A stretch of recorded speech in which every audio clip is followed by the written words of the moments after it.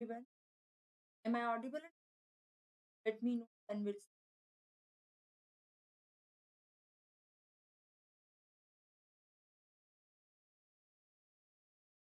am I audible?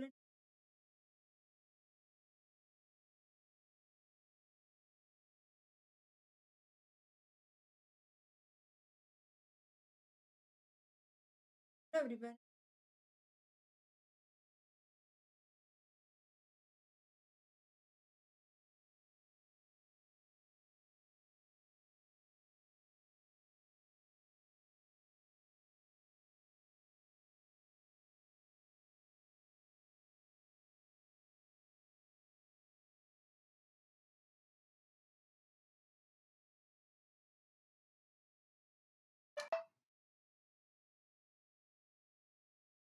Hello everyone. Welcome to Unacademy Future Doctors.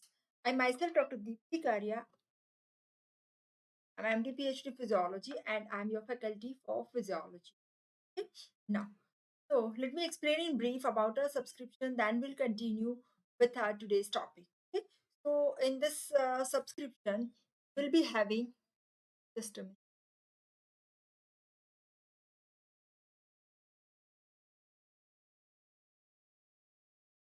So, we'll be providing you PG notes, that is comprehensive notes for next. Now need PG, that is known as next. If you have more than 1 year subscription, you will be provided need PG. One another announcement here, that is here is our prices. They hike in coming future. Okay, so get your PG subscription now. Otherwise, you have to pay raised prices. Okay, fine. And you can use my code DIPTI10 to get extra 10%. So subscribe now. And one more announcement here is you can accelerate your learning. You have no more breaks in your preparation.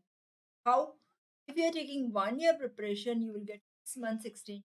So you also subscribe now for the same and use my code DIPTI10 to get 10%. Now, next is these are our subscription. We have already discussed plus subscription and iconic subscription. Here on Academy and Prep Ladder with Unacademy, as well as on Academy Prep Ladder with Prep Ladder, you have any one option. Okay? These are our NEET PG toppers and FMG toppers. We have also added certain features in a special class. We made our special class interactive and live. We have a facility of poll for the learner. You can raise a hand. You can have a facility of raise a hand. You can never miss a class. You can get lecture notes and you can access your this classes at anywhere and at any time. Another thing here is we have also started NEET PG 2022 last minute preparation, that is March 2nd to May 2nd. FMG preparation for 2 months, that is also March 2nd to May 2nd. Focus FMG 2022 comprehensive batch, that is from March 2nd to November 2nd for 9 months. Next 2023 subject wise batch for 1 year. NEET PG 2022 all educator revision batch from May 2022, and NEET PG 2022 all educator revision batch for, and NEET PG 2022 ultra fast revision batch. Okay, that is for 50 days, that has been over. Another is Focus FMG December 2022 comprehensive batch for 9 months, as well as for 4 months are also started. So these are our subscription rates for plus subscription and for iconic subscription. And you can use your mobile and you can get your subscription. Use my code DIPTI10 to get 10% extra discount, okay, on each and every subscription. Now, one more announcement here. You can participate in a quiz. For that, how to participate? You just have to go to our app, have select the option, take a quiz, join the quiz, and today's code for the quiz, that is 86. You can note down 861705. So you use this code and you can directly attend. Okay, fine. Uh, One more announcement here is I'll be having my special class. So tomorrow, those who are joining me tomorrow, I don't have any live class. Day after tomorrow, I'll be having special class in which we will discuss about regulation of blood pressure. That is one of the very important topic continuation of today's topic. We'll be going to discuss in that class. Okay? As well as on Sunday, as usual, we'll be having our MCQ class. Okay, so join with me. I will share the link in the chat box. Okay, so you can join with me, or you can enroll for the same. Okay, so now today's topic, one of the very important topic are going to discuss, that is arterial blood pressure. It is very important clinically also, as well as theoretically and practically. In physiology, if you are first MBBS student, you will be having this practical of blood pressure. You will be having theory question of regulation of blood pressure, components of blood pressure, okay, applied aspect and all. So many questions will be asked from one of the very important topic of your cardiovascular system. Okay? Either as a question it is asked, or it may be asked as practical also. Okay? And in clinics also, when you become doctor, you must know how to measure blood pressure, which are the different pressures, what is the clinical significance. Today we'll discuss everything. Okay, now, so let us start with very important and interesting topic, that is arterial blood pressure. Okay, now, so first of all, let us define what is arterial blood pressure. Okay, so for that I'll explain you. You can see here, suppose this is blood vessel and blood is flowing. I'll show it with red color. So blood is flowing through the blood vessel. Okay, you can see here. So what is blood pressure? When your blood is flowing through the blood pressure, lateral pressure is exerted by this moving column of the blood, and this is known as arterial blood pressure. Okay, I repeat, arterial blood pressure, that is lateral pressure exerted by, very important word, moving column of the blood on vessel wall. Okay, so this is our arterial blood pressure.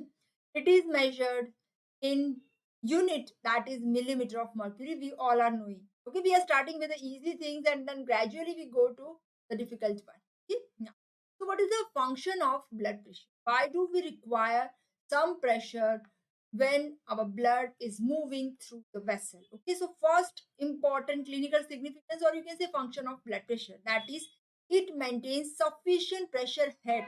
Okay, why pressure head is required? Because flow the blood through the blood vessel. For flowing the blood, we require some pressure, and this is the pressure which is provided by moving column when it is flowing. So that is one action, one function. And second, when blood is flowing with pressure, what happens? There is filtration. Okay, now this filtration takes place through the capillary bed. Okay, capillary bed means through capillaries this fluid is coming out in the interstitial spaces. Okay, as well as when urine is formed, at that time also pressure is required. When blood pressure falls down, urine formation also decreases. Lymph formation, for all this we require blood to flow with a pressure. So the two important clinical significance of maintaining blood pressure. Okay, now let us discuss. Next thing is components of arterial blood pressure. Easy thing, all of you are knowing: systolic blood pressure, diastolic blood pressure. These two all of you are knowing. Other is pulse pressure and mean blood pressure. We will discuss one by one each and every one. So starting with first, systolic blood pressure. Now, what is systolic blood pressure? The name itself suggests systolic, during systole. Okay.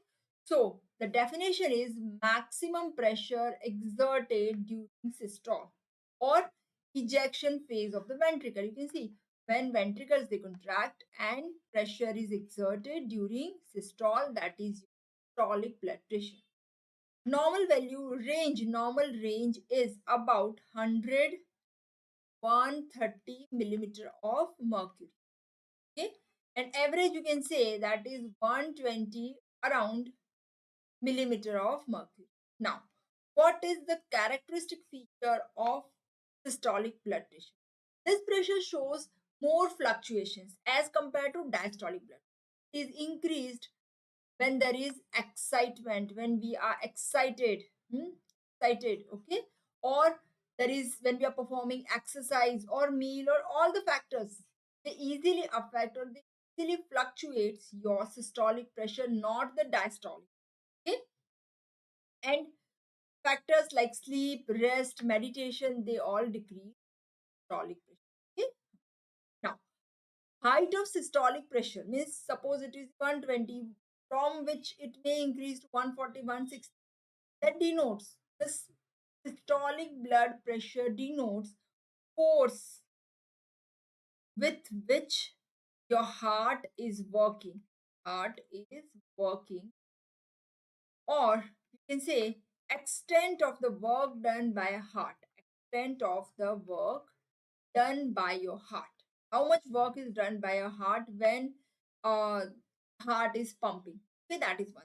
And second, that is degree of pressure which arterial wall has to withstand.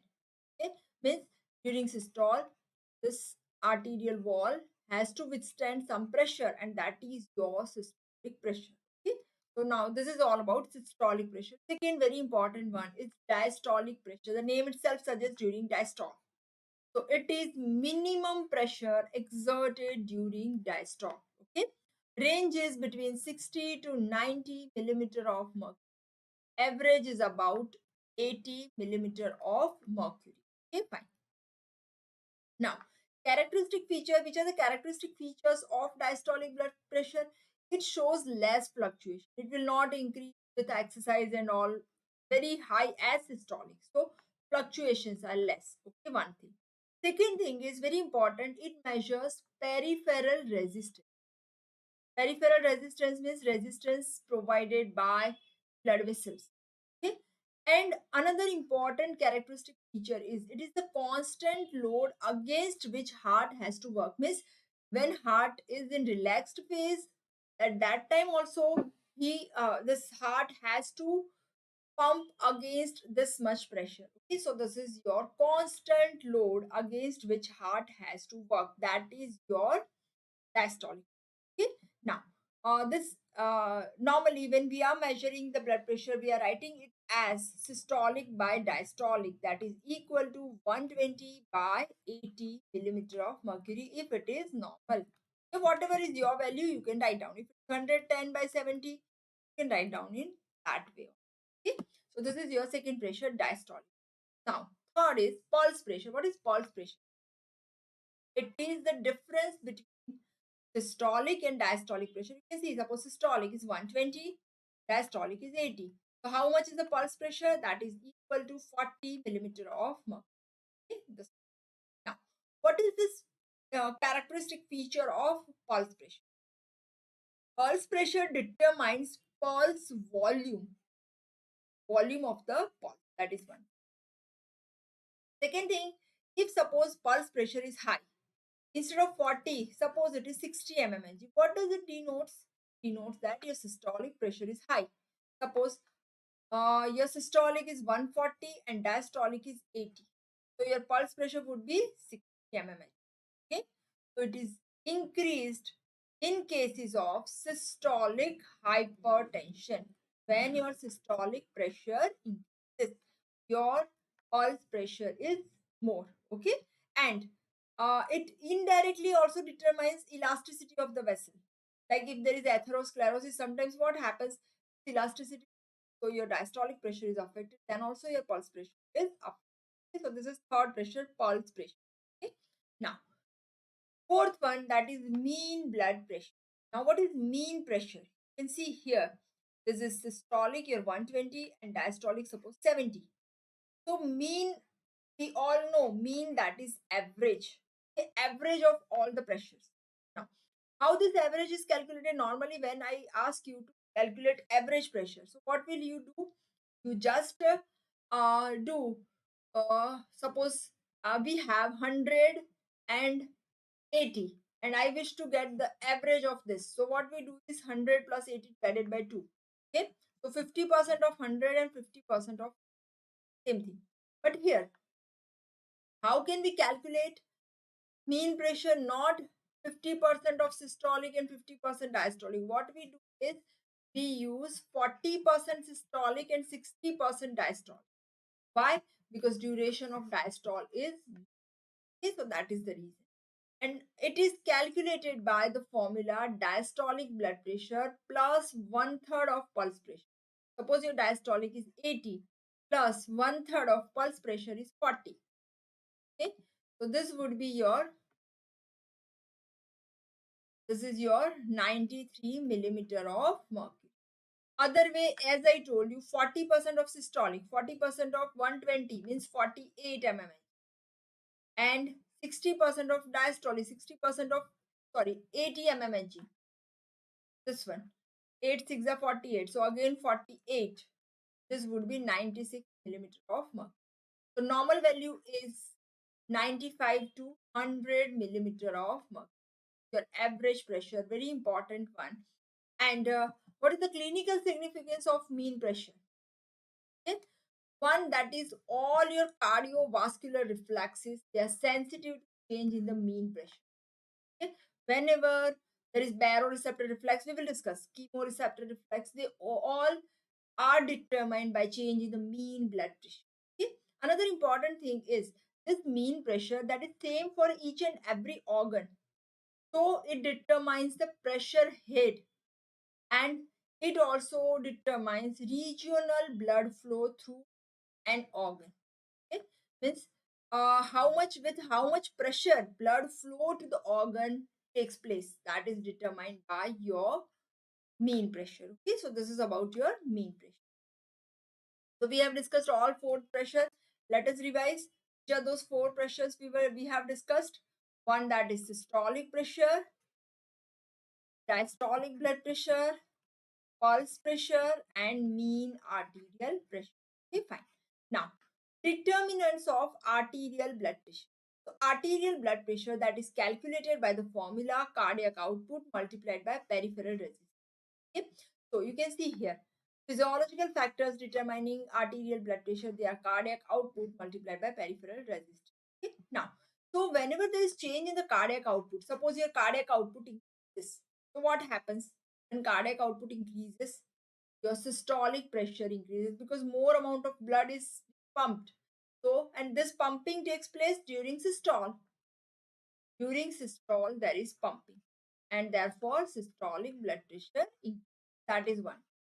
Okay. Second thing is whenever there is change in peripheral resistance. Okay. Peripheral resistance, that is resistance offered by the blood vessel. So when peripheral resistance changes, what happens? Continuous load on the heart increases. So your diastolic blood pressure is affected more than systolic. And when both are changed, cardiac output as well as peripheral resistance, we say that both systolic and diastolic blood pressure both are increased. Okay, fine. These are determinants of arterial blood pressure. Now, another important thing here, how cardiac output is determined. Cardiac output is determined by two. One is heart rate and second is stroke volume. Okay, so heart rate, you see cardiac output, we are knowing formula for the cardiac output is equal to heart rate multiplied by stroke volume. So you can say, suppose your heart rate increases. So what happens? Suppose your heart rate is 72 per minute, then your cardiac cycle is equal to 60 divided by 72 is equal to 0.8 second. Okay, instead now your heart rate increases to 100 beats per minute. So what happens? 60 divided by 100, so your cardiac cycle becomes 0.6 seconds. So the cardiac cycle duration decreases, and when cardiac cycle duration decreases, mainly diastole duration is okay, and when diastole decreases, you can say that diastolic pressure increases. So this denotes when your heart rate increases, decreased duration of, sorry, here it should be written diastole. Typing mistake is here, diastole. So that is increase in the diastolic pressure. Okay, fine. So this is your change in the heart rate. Okay. Then when there is increase in the stroke volume, that is ejected by heart, volume of the blood ejected out by heart, we have discussed, or beat, and that is during systole only. So when stroke volume increases, systolic blood pressure increases. Then when both are increased, definitely systolic as well as diastolic are increased. So all four factors they affect. You can say that cardiac output, peripheral resistance, okay, heart rate, and stroke volume. So basically three things are there: peripheral resistance, heart rate, and stroke volume. They affect your blood pressure. Okay, fine. Now, next one, that is, now we discuss about peripheral resistance. What is this peripheral resistance? Okay. The resistance to which heart has to work means, you can see, suppose this is your heart and these are great vessels. Okay. This is the schematic diagram. So suppose this is your aorta and this is your pulmonary artery. Overcome which heart has to overcome, that is offered by blood when it passes through the blood vessel. So more the peripheral resistance, more will be the blood pressure. Okay, now there are various factors they affect your peripheral resistance. Okay, one is velocity of blood, viscosity of blood, volume of blood, all three V, and fourth is elasticity of vessel. Okay, velocity V, easily you can remember V and E. Velocity, viscosity, volume, and fourth one is elasticity of blood vessel. Fine. Now, starting with first one, velocity of blood. Okay, velocity means when velocity is increased, peripheral resistance decreases. So you can say that peripheral resistance is inversely proportionate to velocity of blood flow. Okay. Now, average velocity of blood flow. Another important thing, velocity is inversely proportionate to cross-sectional area. Okay, more cross-sectional area, less the velocity. Okay, now very important thing. So you can say that peripheral resistance is directly proportional to cross-sectional area. Peripheral resistance is directly proportional to cross-section. Now very important thing here is cross-sectional area of your aorta, that is less as compared to small vessels, capillaries. Total capillaries, they have large area. Okay, so what happens here? Because capillaries, they have large cross-sectional area, means they have more peripheral resistance. Okay, and again same thing, velocity is more, peripheral resistance is less. So this way we can say that velocity is inversely proportionate, or you can say peripheral resistance is inversely proportional to the this your velocity. Fine. Then next is Bernoulli's principle. What is this Bernoulli's principle? See here, suppose blood is flowing here. When blood is flowing through narrow blood vessel, what happens? When it is passing through narrow vessel, what happens? Velocity of the flow increase. And when velocity increase, distending pressure decrease.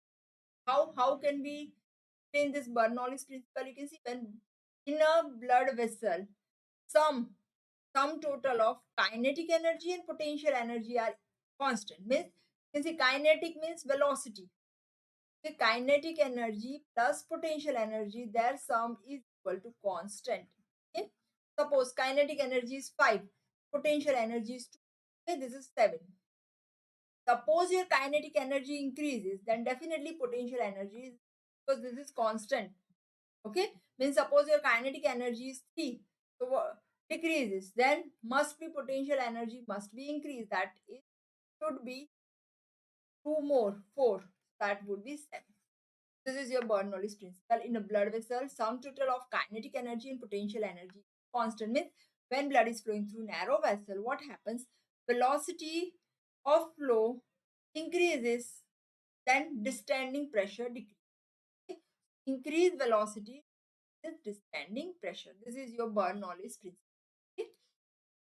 So this is all about velocity. Second is viscosity. More viscous the blood, more will be the resistance. Okay, so it also determines the peripheral resistance. More is the peripheral resistance, what happens? More will be the blood pressure.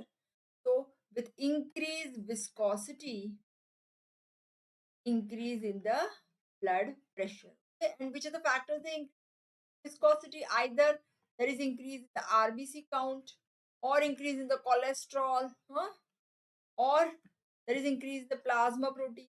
These are all the factors they increase viscosity, and in turn they increase blood pressure. Then, so viscosity is also affected by certain other physiological and pathological factors. One, that is temperature. When temperature increases, definitely viscosity decreases. Viscosity decreases. Then flow rate. When flow rate is high, what happens here? You can see that when the flow rate is high, there is central axis of blood vessel. their axis parallel to the direction of flow, and there is cell free zone in the periphery, skimming of the plasma, you can say that.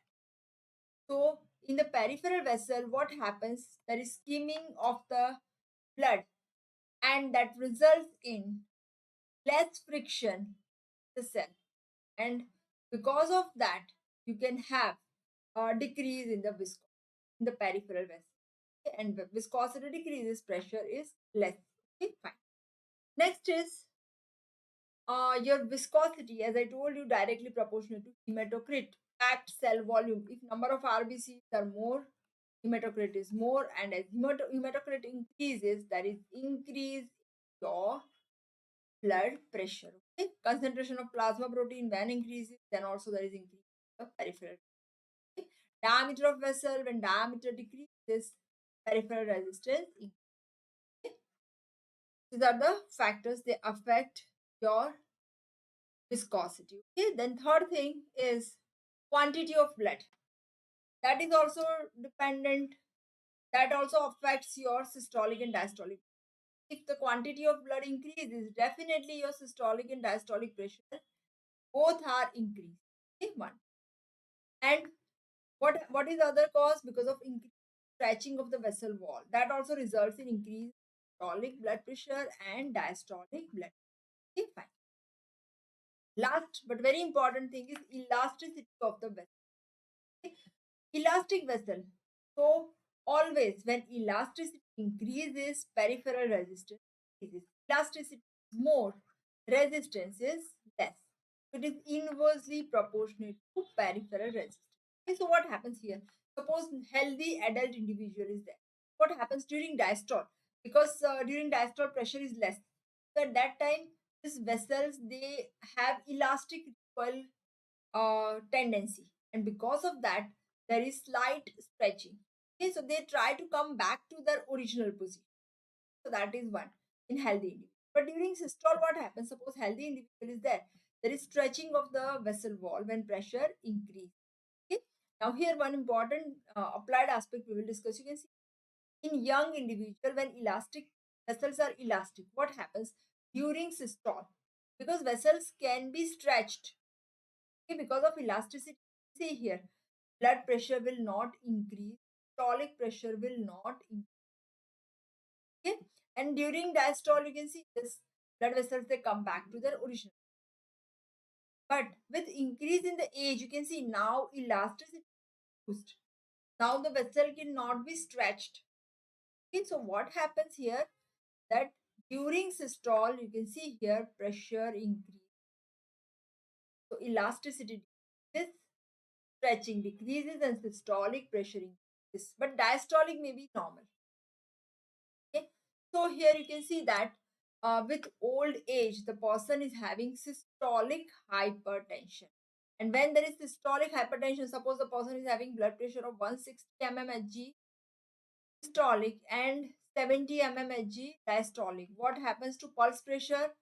Systolic blood pressure minus diastolic blood, that is equal to your 160 minus 70. So normal it is 40. Instead of that, it becomes, you can see here, 90 mmHg. So this increases your pulse pressure. Okay? Another important thing is, because of with advancing age, there is rigidity of the small vessel. When small vessels also they become rigid, what happens? Your diastolic pressure also gradually started increasing.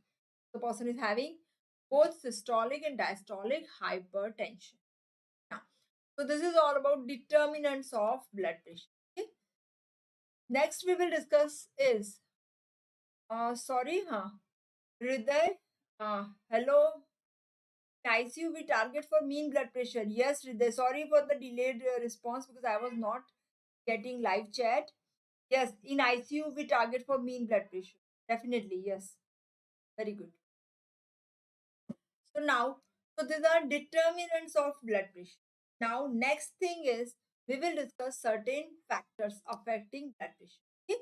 There are physiological factors. Try to remember all these factors. Okay? Maybe asked as a question. Physiological and pathological. Physiological means certain physiological condition also blood pressure may be more or less. You can say that that is normal. Okay? Like in newborn baby, this is least. Why least? Because already blood is less amount. Baby is having, you can say, suppose 70 ml per kg of blood. Means baby's weight is 4 kg. So how much blood is there? 320 ml. Okay? Okay? Oh, and cardiac output is also the same. Systolic pressure definitely. After 15 days, gradually started increasing.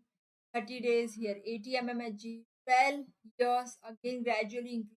And by the age of years, it reaches to the norm. Okay? Very important other thing is in old age, suppose somebody has 140 mmHg pressure, that is normal. Okay? There is one other formula for age, that is systolic blood pressure is equal to your this 160 minus age. This will be the formula. Suppose age, sorry, 100, sorry, 100 plus age, sorry, this one. Suppose age is 60, 100 plus 60. This would be 160 mmHg. Normal up to. And what is the reason? We have discussed why systolic pressure is high with old age because of lack of elasticity. First factor affecting blood pressure. Second is gender. In females before menopause, systolic pressure is 4 to 6 millimeter of mercury less than males. But after menopause, the same thing increases 4 to 6 mmHg more than males. What is the reason? Because estrogen has protective effect. It prevents atherosclerosis. And because of atherosclerosis, vessel wall elasticity is affected and the person is having this increase in the pressure. Right? Now, next is body build. Systolic blood pressure definitely is high in the obese individual. Sometimes because of cough also. Sometimes suppose we are using normal standard cuff for the obese individual to tie the cuff. So what happens? The cuff is not sufficient for that particular person. Will get false high value. So for obese individual, we must use wider cuff. Then only we get the exact value. Okay, so this is also one of the false value sometimes. Otherwise, we think the body built systolic pressure definitely. So that is third factor: age, gender, body build. Third. Fourth one, that is climate. When there is cold, as you all know, cold causes vasoconstriction. And what happens when there is vasoconstriction? There is increase in the blood pressure. And this is through hypothalamus. This reflex is mediated by hypothalamus because hypothalamus has temperature regulating centers. Okay. Same thing, exposure to warmth through hypothalamus, it causes vasodilatation. And with vasodilatation, blood pressure decreases. Okay, fine. This is the effect of climate. Then diurnal variation. Diurnal means during daytime. You can see here in the morning, blood pressure is always less, 5 to 10 millimeter of mercury less blood pressure. Okay, lowest value here, sorry, in the morning and highest peak in the evening. Okay? And this rhythm is, you can see here, this kind of rhythm normally seen. But if the person is night worker, like suppose nurses are there, doctors are there, those who are working in the shift duty, and the sleep pattern changes, the same, this diurnal variation also changes. So this is your fifth factor. Let us revise. One is age, second is gender, third body build, fourth climate, five diurnal variation during the day. Very important factor. Next physiological one, that is exercise. Now, what happens mainly with exercise is systolic pressure change. But if the individual is trained one, the individual is performing regular exercise, with mild to moderate exercise, blood pressure will not change. No change in systolic as well as diastolic. Because adapted, the person is adapted. That is one thing. But if there is severe exercise, there is mild increase in systolic blood pressure and no change in diastolic still. This is very important change. In trained individual means the person is athlete, regularly doing exercise, there is no. Okay. After severe exercise also diastolic blood pressure will not. But if the person is not trained, untrained individual is there, then what happens? With mild exercise, there is mild increase in the systolic blood pressure and decrease in the diastolic blood pressure. Why decrease diastolic blood pressure? Because vasodilatation in the skeletal blood vessel, diastolic blood pressure decrease. Okay. With moderate exercise, again here both are increased, systolic and diastolic, because of sympathetic stimulation. And severe exercise, again here diastolic will not change much if the individual is healthy. The individual has any disease like hypertension, atherosclerosis, then this will be affected more. And with severe exercise, systolic pressure increases, but diastolic pressure moderately. These are the changes you have to do. Okay? Let us repeat. Here you can see in trained individual, mild to moderate exercise, there is no change. Severe exercise, systolic may increase, but diastolic will not change. Untrained individual, mild exercise, systolic pressure increase, diastolic pressure decreases because of vasodilatation of the skeletal vessel. Moderate exercise, systolic increase, and diastolic slightly increases. Severe exercise, systolic increases and diastolic mild to moderate rise in the diastolic. Okay? And this increase in the pressure is because of vasoconstriction. And this pressure comes back to normal after 5 minutes of stoppage of exercise. This is very important as a treadmill test. Treadmill पे चलाते हैं ना, treadmill test to find out whether the person is having tendency of hypertension or not. Person will not, the person's blood pressure will not come back to normal after 5 minutes of stoppage of activity. These are the physiological factor. One another important factor left is emotions. Whenever there is excitement, anxiety, fear, worry, tension, all these things, they increase blood pressure. Mainly systolic blood pressure are affected. Okay? Why? Because these emotions, they affect your sympathetic system, and sympathetic system that causes vasoconstriction. You can see here, this is catecholamines released by the sympathetic activation, and that causes acts through alpha adrenergic and beta adrenergic sympathetic nervous system. Along with that, renin angiotensin system is also activated, and that causes vasoconstriction, and that results in increase in the systolic blood. So this is emotions. Let us repeat: physiological factors, age, gender, body build, climate, sleep. Then fifth one is sleep. Sixth is exercise. Seven, that is emotions. Eighth, very important factor is gravity. Okay? Gravity has effect. Okay? You can see in whenever you are or anybody is in standing position, there is a gravitational force which affects your pressure. Why? Because this hydrostatic pressure of the water head. Okay, so you can see when you are talking about the pressure at your heart level, that is your actual pressure. Okay, but whenever, suppose this is your 95 millimeter of mercury, but this is the pressure when you measure it at heart level. Then suppose if you are measuring blood pressure by tying the cuff here on the brachial artery, this brachial artery should be kept at heart level, not above or below. Then it affects the gravity, changes your pressure. Okay, am I clear?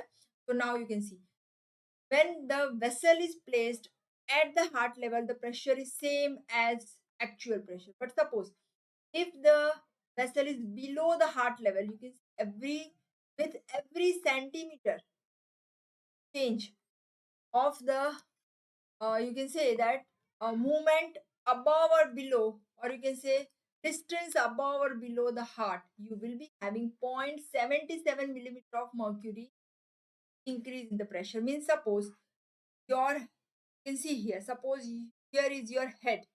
Okay, your head is, you can see, 50 centimeter above the heart. When it is above, always it is less. So 50 multiplied by 0.77, because for 1 centimeter pressure change is 0.77 millimeter of mercury. Okay, am I clear? So this is 100 is normal minus 0.77 into 50. So this would be your 6. So you will find this pressure as 6 mm. Same thing is true below the heart level. Suppose any artery of your foot is there which is 100 centimeter below your heart level. So here is plus.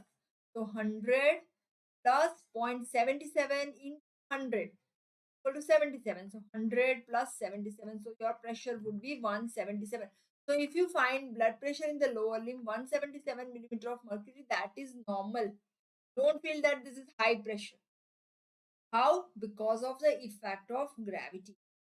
And this is the reason whenever you are measuring pressure, always place the arm at the level of heart. Okay, not above, neither above nor below. This is very important effect of gravity. Okay. Another factor that affects your blood pressure is after meal. After you take food, your pressure definitely increases by 5 to 6 millimeter of mercury up to 1 hour after meal. Why it increases 1 hour after meal? Because your abdomen is distended, and this distended abdomen increases pressure over the heart and it increases blood pressure. That is one thing. Second, because higher centers they also release certain neurotransmitters, and that also affects the blood.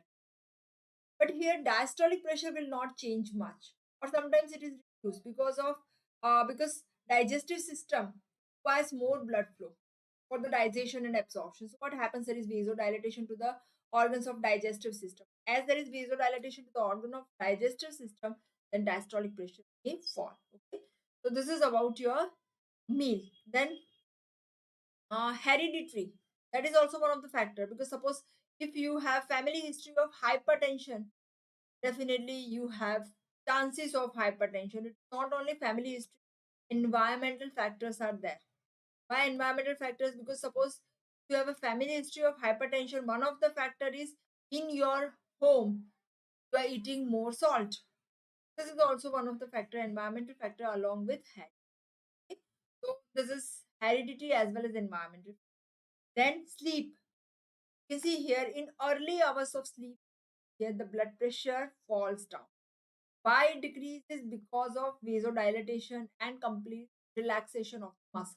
But if the sleep is disturbed as well as during REM sleep, rapid eye movement sleep, this blood pressure increases. Mainly your systolic pressure is affected because of dream or because of other changes take place during REM sleep. Okay, so that is the effect of. Then very important is posture. Very important factor. So what is posture? You can see here. Here, first of all, what is the effect of posture? You can see here in lying down posture. You can see lower limb, heart, and head all have same pressure. But when we are standing up, you can see here there is effect of gravity. We have already discussed, as well as very important thing is when we are changing the posture suddenly. Means suddenly, if you are shifting from lying down position to standing position, what happens? There is momentary change in the blood pressure for few seconds. What happens here is in healthy individual, this blood is due to gravity, it is there in the lower limbs. Okay, but here this momentary change is corrected by baroreceptor, how we will discuss. Yeah.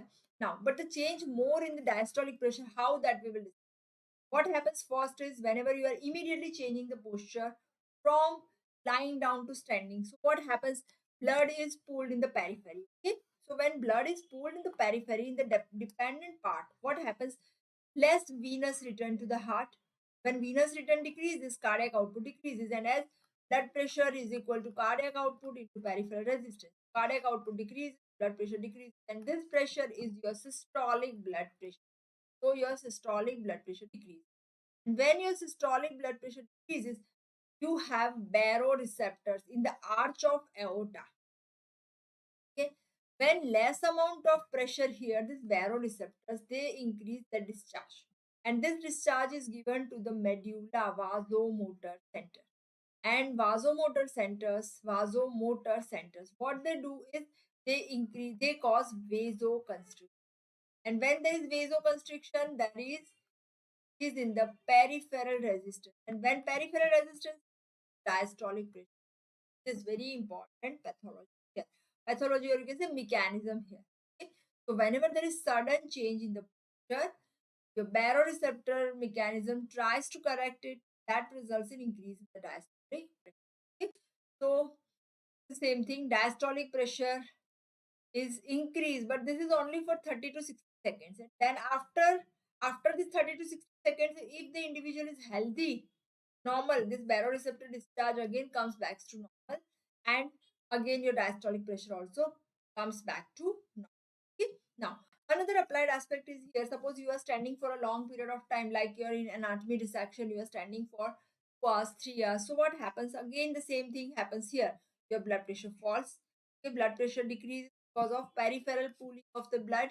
As peripheral pooling of the blood, decrease venous return, decrease cardiac output. Decrease cardiac output, baroreceptors stimulated, and baroreceptors, when they are stimulated, sympathetic discharge increases.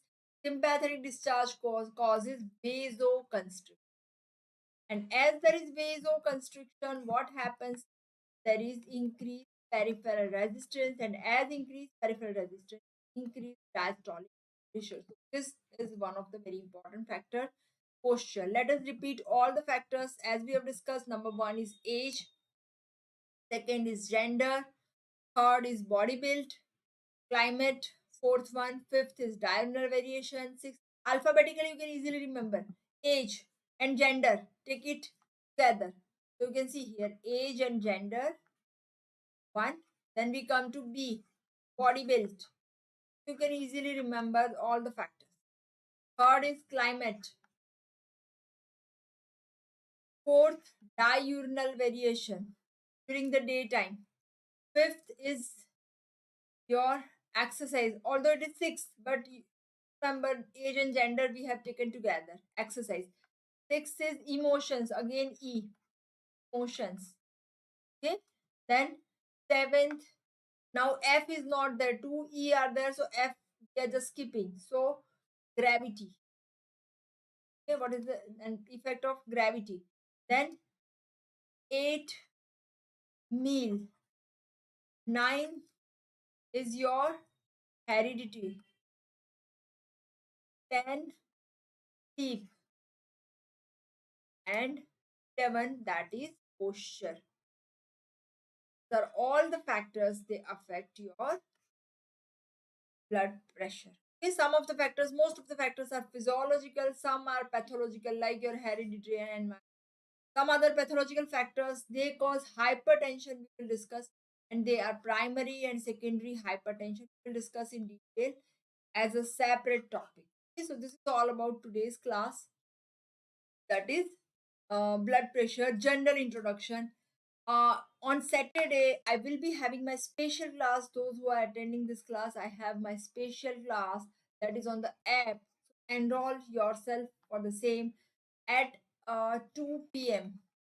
on Saturday. Saturday, the date is 5th of March 2022.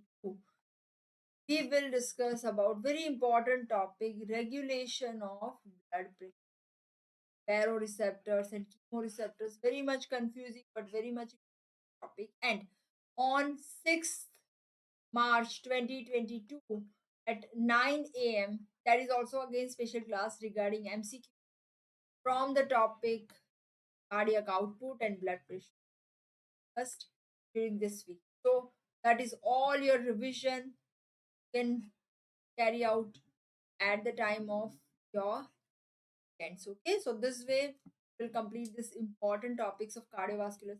Thank you. Thanks for being me. If you like my video, you can like it, you can share with all your friends, and you can subscribe our channel Unacademy Doctors. The totally